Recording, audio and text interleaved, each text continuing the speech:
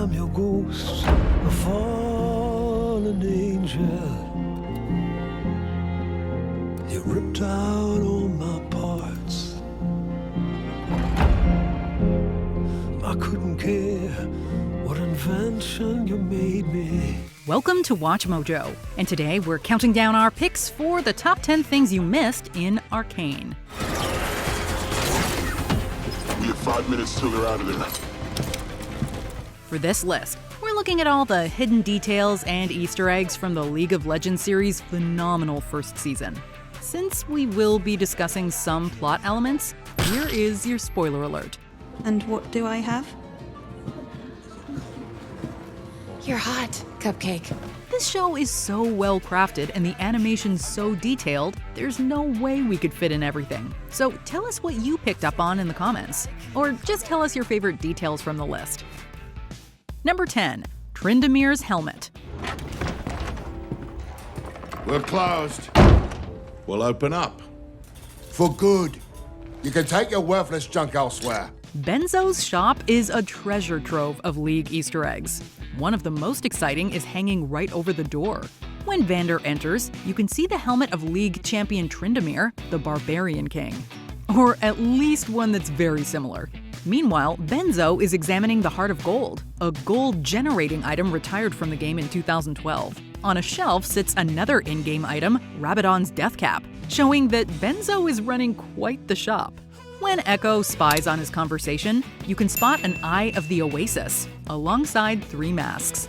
The one on the left looks a bit like Jin's, the middle like Leandri's Anguish, and the one on the right like a Blood Moon mask. Number 9, the music box. The little details in Arcane extend beyond just League Easter eggs. They're also carefully worked into the plot. For example, the blood-stained coin that Marcus contemplates in Act 2 is the same one that Silco tosses him in Act 1. Deal's changed. The mutated Shimmer addict who helps, then sells out Vi and Caitlyn is Huck, the merchant that Vander helped in the first episode. But one of the most emotive motifs is the music box that Jinx prepares for Vi in the season finale. A wide-eyed Powder found this in Jace's workshop. Whoa, I think this is a real Valdiani. It represents her childhood self, and the sparklers she puts in it as Jinx reflect the wonder of that lost time. I always heard you. Shadows in the streets, prickles on the back of my neck. Your voice pushing me, picking me up when all the colors were black. You're the reason I'm still alive. Number 8, Jinx's Star Guardian wings. Arcane is packed with details that foreshadow the future of its characters. Among the most obvious are the Atlas Gauntlets and the Hex Claw, the latter of which resembles Victor's robotic arm in League. Another is the way Powder is said to jinx missions in Act 1. But there are much subtler clues too. In Episode 3, for example, Powder has drawn 2 wings on her wooden box of toys and gizmos.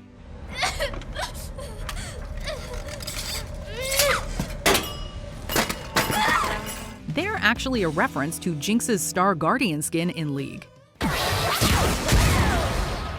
There's also another foreshadowing in her drawings in this scene, but we'll get to that a little later. Number 7, Counselor Hoskel's puzzle. To butter Counselor Hoskel up in Episode 2, Mel gives him a gift, a puzzle designed for children. This one. That's a child's toy. Appealing to his vanity, she tells him it will require a keen mind to solve. For your birthday, Counselor. Oh, Mel, this is too kind. I'm told it was built only for the sharpest of minds. What some viewers might have missed is that Hoskel is still struggling with this puzzle years later. Mr. Tallis, could the trenchers build a weapon with the stolen crystal? Shimmer, body replacements. We've seen their ingenuity over the years. Of course they can. According to Vi, Jinx was around 7 years old in Act 1. She's well into her teens in the second act, so it seems to have been roughly 10 years since Hoskel received the puzzle. Maybe Mel should have given him one for babies? Number 6, Pentakill tattoo.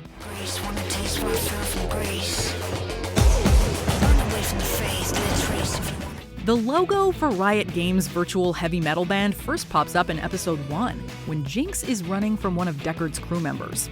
It's been graffitied on the wall, beneath a mushroom that recalls League champion Teemo. It makes a more notable appearance in episode 4, again in Zaun. The Undercity has changed since Silco took over, and you can see what look to be chem barons indulging in the luxury of pure air. On their right, there's a sign saying Herald Palace, with the head of the game's Rift Herald emblazoned above it. There's also a hulking figure getting the Pentakill logo tattooed on his back. Now that's a fan. Number 5. Powder's Pillow. Jinx's signature weapons in League are her minigun, named Pow Pow, and her rocket launcher Fishbones. We see her cutting loose with the minigun on several occasions, notably when defending Silco's Shimmer shipment from the Firelights and when fighting them again alongside Vi. Act 3 culminates in her using Fishbones to fire at Piltover. I'll show them. We will show them all. I want you to lose like I lose when I play what could have been. This weapon was actually foreshadowed a few times in Act 1. We glimpse it in Powder's drawings in Episode 3, and it looks like she has a pillow with a similar design in the very first episode. Seems like she's been dreaming about building the weapon for a while. Number 4. Gentleman Cho'Gath. It's all right, Powder. At least you're okay. Okay? What about us? I get my face bashed in and she just gets a pass? Yep. This was a truly blink and you'll miss it moment. After Powder dumps their loot in episode 1, the dejected crew enters a dilapidated building. Inside is an elevator that brings them down to the Undercity. However, eagle-eyed viewers will have noted something curious about the paintings on the wall in the entryway. One of them is in fact a portrait of League champion Cho'Gath, specifically the Voidborn Beast skin Gentleman Cho'Gath released in 2010. You really have to be watching closely to catch it. It's funny, isn't it? How your best friend can just blow up like that. It's details like this that show production company Fortitia's dedication to fans and to building the world of Arcane. Number 3. Ekko's Watch. In episode 7, it's revealed that the Firelight's mysterious leader is Ekko. There were a few early hints that had fans suspicious. One was the red scarf, which matches the League champions. The other was his preoccupation with his pocket watch. We have 5 minutes till they're out of there. In League, Ekko is able to manipulate time using his invention, the Z-Drive, which actually resembles the container he uses to store the Hextech gemstone. His watch features even more in his fight against Jinx in episode 7. In fact, this whole sequence, in which he flashes back to their play fights as kids, nods to his temporal powers. We all sin. If I bring a couple rounds with me, then we all win. I came back and brought the crown with me. The king's can break your necks and your neck, 'cause everybody's... Number 2. Clagger's Goggles. Couldn't we have at least just walked there? Obviously, you couldn't have missed Clagger's goggles. They're right there on his head. But what not all viewers would have realized is that these goggles, or very similar ones, are actually part of Vi's character design in League of Legends. Curiously, she doesn't don them in Arcane, at least not in Season 1. However, we do see them again in Jinx's hideout, where dolls of Milo and Clagger keep her company. Suvika's a regular Johnny on the spot. It's a poignant reminder of the tragic twist that broke her mind and transformed her into Jinx. Who knows? Maybe Vi will retrieve these goggles in the future. Before we unveil our top pick, here are some honorable mentions. The girl Jinx killed is being painted into the Firelight mural. There's also a plushie that looks like Teemo. This is everyone we've lost. The price of our freedom. Some of it was enforcers, most was Silco. Teemo in a children's book. The Yordle appears in an illustration.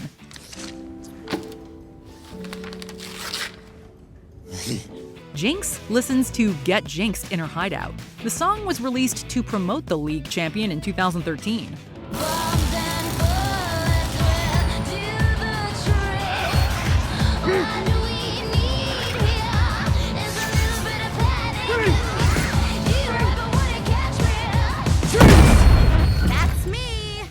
masks in an undercity brothel, a nod to another League champion.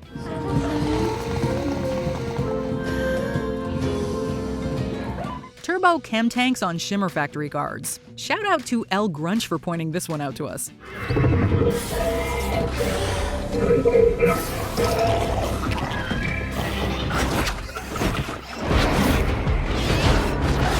Gragas on Shimmer barrels. The Brewmaster is painted on the side.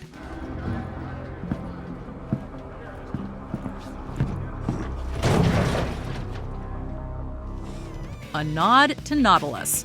The diving equipment and painting could allude to the Titan of the Depths.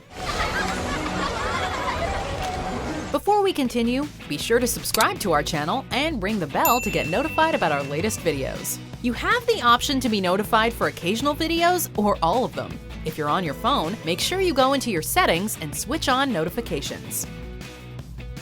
Number 1. Hints of Warwick.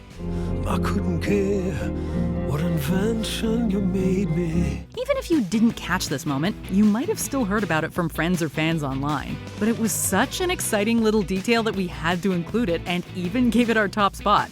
In League lore, Singed created the champion Warwick through excruciating experiments. And in an extremely brief shot from the Season 1 finale, we seem to see Warwick's body and claws in the Mad Chemist's lab.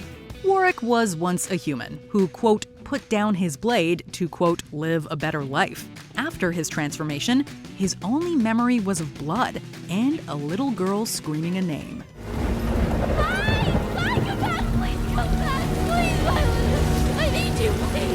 This sounds a lot like someone we know. We will hopefully find out in Season 2. Do you agree with our picks? Check out this other recent clip from WatchMojo, and be sure to subscribe and ring the bell to be notified about our latest videos.